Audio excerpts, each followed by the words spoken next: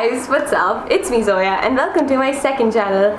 So today we are going to be talking about Think Global School. I recently graduated from there in Greece. It was crazy. I can't believe I'm so grown up now. But I got a ton of questions. I feel like this is the most requested thing I've ever got. I get emails from you guys every single day. How much you guys want to apply, how much you were going to pay, how to get into a traveling high school. I'm going to answer all of that in this video. Because I was in that school for 2 years. And it was the best thing of my life. So I'm gonna start talking about how I discovered the school. I was looking at UWC, which is United World College, because I wasn't happy with just like being in a CBSE school. CBSE is great, but I just don't think I was learning a lot in that program. I think I was just memorizing stuff. I was taking tests, then I was memorizing stuff, and I was taking tests again. I didn't think I was growing as a person. It wasn't challenging, even though I didn't score the most marks because I didn't find a need to. I was like, I'm gonna forget this stuff anyway. Like, I take the test and this information plops out of my brain, whatever. So I was looking for a different kind of education. Long story short, I got into UWC and I also got into Think Global School, which is what we're talking about today. So Think Global School is a project-based learning school that is based in the United States, found by Joanne McPike. So project-based learning, let's break that down. Project-based learning is pretty much where you learn not from textbooks or not from taking exams, but from doing projects. So I'll give you an example. I did a project this year on serial killers and how if they are product of our environment or is it genetic predispositions, and it was a research project. And what I did in this project was that I went into the biology, I went into the psychology, I went into filmmaking, I went into criminology. So you learn about all of these 4 things and you show evidence of your learning to your educators or your teachers. We call them educators at our school, or your teachers, and that is how you learn. Not from like a textbook. You design your own projects, sometimes they design projects for you. So it's like we don't have textbooks in our school, and we also don't have exams like you would think. An exam is more of like an interview in our school, which we have at the end of a project with a teacher. So no exams, interviews, because according to them, exams aren't really like real life based. Like how many times at your job is someone gonna ask you to take an exam? Not a lot of times. There's conversations and there's interviews. So that's why it's like more real life based. Everything in the school is like very based according to real life. At instant, when I heard about project based learning, I was like, this is my shit. Like, this is what I want to do. And they are also a traveling high school, which means you do 7 weeks in one country, then you take a few weeks off as break back home, then you go to a brand new country, then you take a break, then you go to a brand new country, then you take a break, then you go to a brand new country.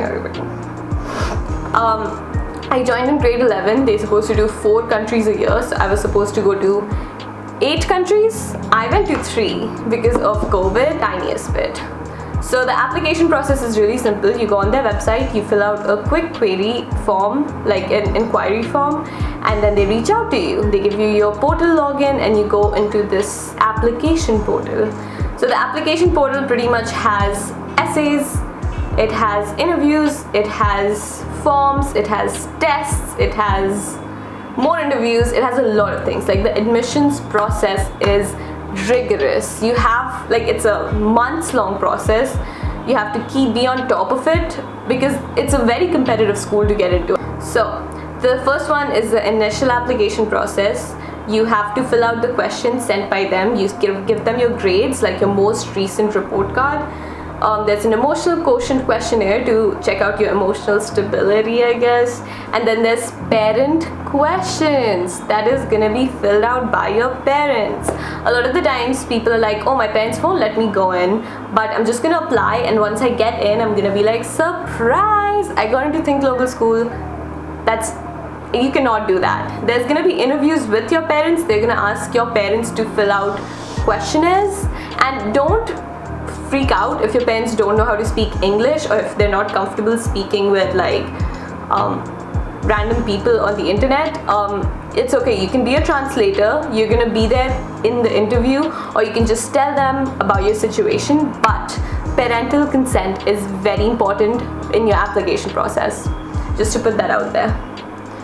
The second interview is the second step is the admission staff interview. So the people on the admissions team, the director of admissions and a few more people, they're gonna sit down with you and they're gonna have a conversation with you. It's very like, none of these interviews are intimidating. Like, it's gonna feel like they're on your team instead of on the other team.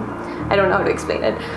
But yeah, then they're gonna have a conversation with you, they're gonna talk to you, and after that interview, you're gonna be into the full application and testing. So the first questionnaire that you filled out was not the full application. The full application has essays, it has an English and a math exam, it has additional parent essays and additional student essays, it has recommendation letters, it has school transcripts for the past complete 2 years. So if I was applying, when I was applying grade 11, I had to send my school report card for grade 9 and grade 10. A map test, character strength assessment, and also the scholarship application. So I was going to talk about scholarship later in the video, but yeah, I will talk about scholarship later in the video. So yeah. And the last step is faculty interviews. That means teachers that are currently teaching in the school are gonna have an interview with you. And this is the final step. I additionally had another step where I had another interview with the head of school, but there's no head of school right now, so there's no head of school interview. That would be the last interview. So yeah, once you have this interview done, they are gonna give you either an acceptance, a rejection, or a wait list. You can also get rejected at any step. You don't have to wait till the last step to get rejected.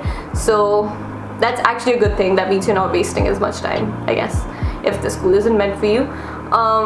So I got directly accepted at the end of it. I did not get waitlisted, but there's been a few people that got waitlisted and then got into the school. So once they give you your acceptance offer, you have about a month or like 20 days to respond or say, yes, I want to attend the school, or no, I reject your offer, let me go my own way. At this point of time, when I got accepted, my dad was really unsure about letting me go, because he was like, oh, all of your friends are gonna go to school, but you are not because of COVID. It's a traveling school. It's very uncertain, especially because of COVID. Like, you might get stuck in another country. You might not be able to go at all. And which is fair. All of my friends' schools did open except for mine, and I did online school for a year and a quarter. But I have no regrets at all, because the school has a wonderful program.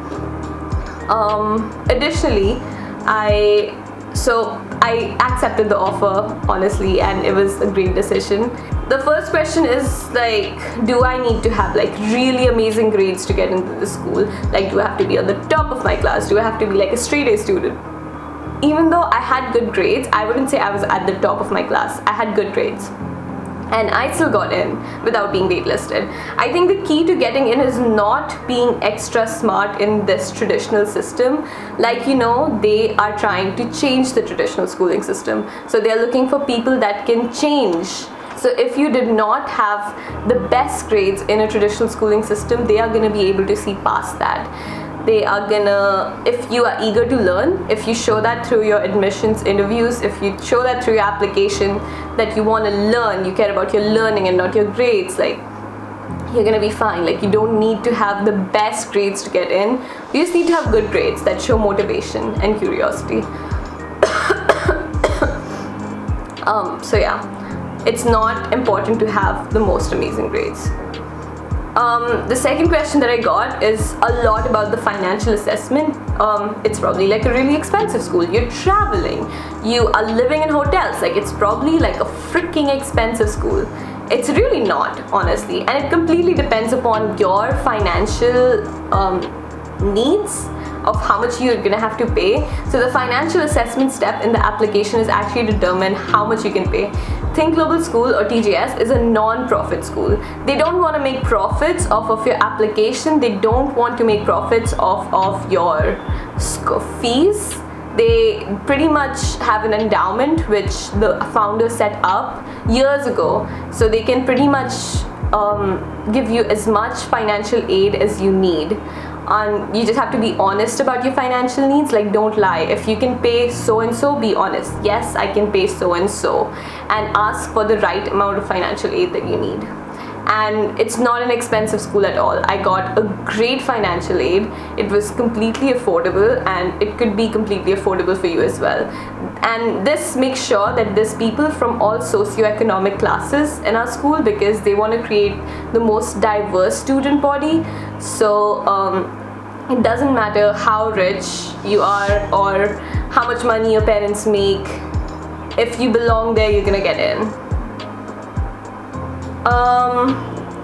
The third question I got was a lot about where do you stay, where do you eat, do they pay for your flights, stuff like that, like little things. We stay, it really depends on country to country. The 3 countries that we visited, one of them we stayed at like these studio apartments, 2 of them we stayed at hotels. It's most likely gonna be a hotel, and it's paid for by them. But yeah, and our classroom spaces are like 10-20 minutes away from the hotel. You have freedom to like walk around in close proximity of your hotel in the city that you're staying in. You don't have freedom to go anywhere in the city at any time. You have to be back by 9 or 10, like depending on the country. So yeah, it really depends. Like in Greece, we could stay out till like 9:30. In Mexico, we could only stay out till 8, I think. Yeah, so it really depends country to country. They have a lot of great opportunities. You're gonna learn how to make connections. You're gonna grow as a person. And I think if your parents aren't letting you go, just be like, oh, let me apply. After getting accepted, if I get accepted, they're gonna give me a month to figure out if I actually want to go or not, and we can have this conversation then. But let me apply and see if I belong here. Like, just be honest with your parents and tell them that. I think Global School or TJS, like, they actually like transformed me in so many ways. I think I learned so much from like the people that I was studying with, the teachers that I was studying with. And I know the day of graduation, I hugged one of the teachers and I said, you have genuinely changed my life. Like, you have changed my perspective on so many things, and I am so grateful that I met you, because it's so true. I think, oh my god, I'm gonna start crying. But I think that school changed me in so many ways. I think that school is something that was once in a lifetime opportunity. I don't think things like that come to you that easy, and I'm so grateful that I was in that school. I think, yeah. But also, a lot of people also ask this question: if I want to do medical, if I want to do engineering, is this a school for me? I will just be honest. If you want to take NEET, JEE, this is not the school for you. Mainly because NEET, JEE, the stuff is based on a very CBSE education, and again, they are like very like standardized things. So if you want to go into like a revolutionary, transformative, innovative school and come back from it and just do a standardized NEET exam, like, there's no point of that school. I think you're not gonna want to do NEET if you go to that school, if I'm honest with you. So most people that went to TJS after graduating, they are doing like more innovative programs, more project-based learning, because it's something that once you get into, other types of education doesn't really like satisfy you as much. But if you want to like do NEET or JEE, I would suggest like stay into like an Indian education system. Like, that's probably better for you. Same with like other standardized Indian things, like if you want to do civil services exams, if you want to do other national tests, like stay in an Indian education system. Additionally, I think a lot of people also opt to go to abroad or other foreign universities after Think Global School, because it's like you want to go into that diverse global community. And I know people that are going to other universities abroad on like good financial aid, so it opens a lot of doors for you. Also, guys, there's no stream, so when you go to Think Global School, you don't pick arts, science or commerce. you kind of have to study everything. So even though I hated math, I still did 2 years of math at Think Global School. And I did science, and I did English, and I did languages, and I did French. So you have to do this stuff. I picked French because I wanted to do French. Yeah, you do need to have a decent level of English. I don't think you need to be fully proficient because you will learn as you go there. But if you are fluent in English, or if you can like have a conversation in English, or if you can learn and study and understand English, I think it's worth applying. Like, you don't need to be the best at English. There's a lot of people that weren't really good at English when they applied to the school, but then over time they learned. So yeah, don't let English be the reason you don't apply. So the program is called Think Green program, and it's pretty much a summer program from TGS that has been started by a few of my friends from TGS, and it's also in collaboration with TGS. So if you want to know what Think Global School and education at Think Global School kind of feels like, you can join this program. The applications are open till July 3rd, 2022. And it's also like, it's a program based on like sustainability and positively impacting the world.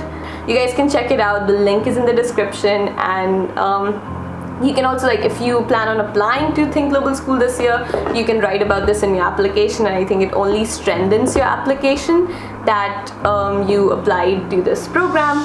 But yeah, thank you so much for watching, you guys. I hope you guys had fun. If you want to get into TGS, I really hope you guys get in because it's a great opportunity.